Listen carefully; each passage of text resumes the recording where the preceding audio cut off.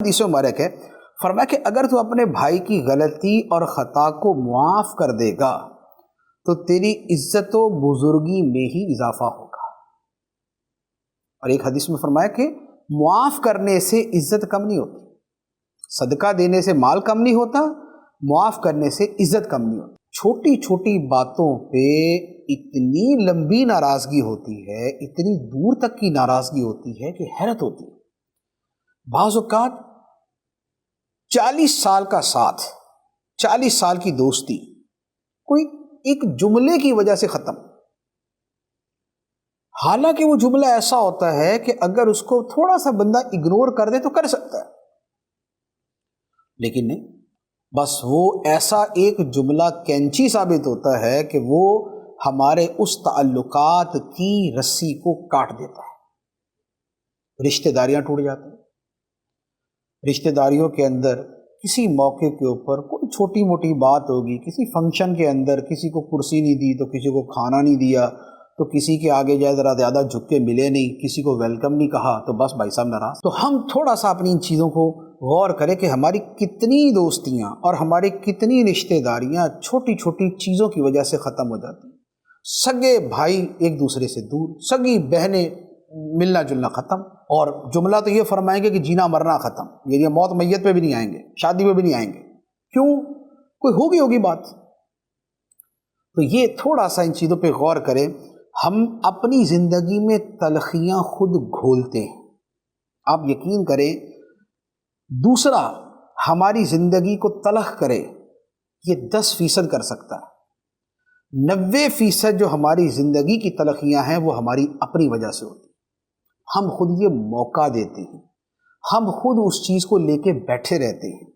کسی کے جملے نے جو ہمیں تکلیف دی ہوتی ہے وہ کسی ایک وقت میں دی ہوتی ہے، لیکن ہم اسے ہر ہفتے دوبارہ یاد کر کے اپنے اندر کو چھلی کرتے ہیں۔ کسی نے کوئی بات کہی تھی یا کسی کا کوئی رویہ ہمارے ساتھ برا ہوا تھا، ہم اس کی ہفتہ واری یادگاری میٹنگ کریں گے۔ اب ہفتہ واری یادگاری جب اس کا جلسہ کریں گے اور اس میں دوبارہ وہی کہانی دہرائیں گے تو کیا ہوگا کہ پھر وہ اپنے آپ کو دوبارہ زخم تازہ کریں گے۔ ہم زخم کو صحیح ہونے ہی نہیں دیتے، ہم اسے کھرچتے رہتے ہیں، کھرچ کے تازہ کرتے رہتے ہیں کہ کہیں یہ زخم ختم ہی نہ ہو جائے۔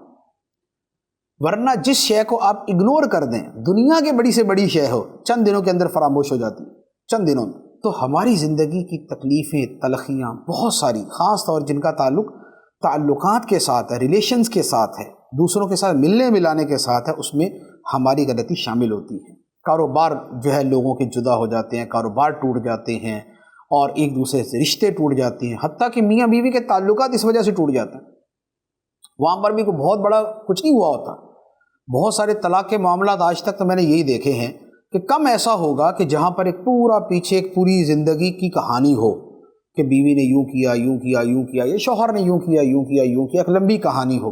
تو 20 مرتبہ بلکہ سینکڑوں مرتبہ میں نے دیکھا ہے کہ کوئی ایک چھوٹی سی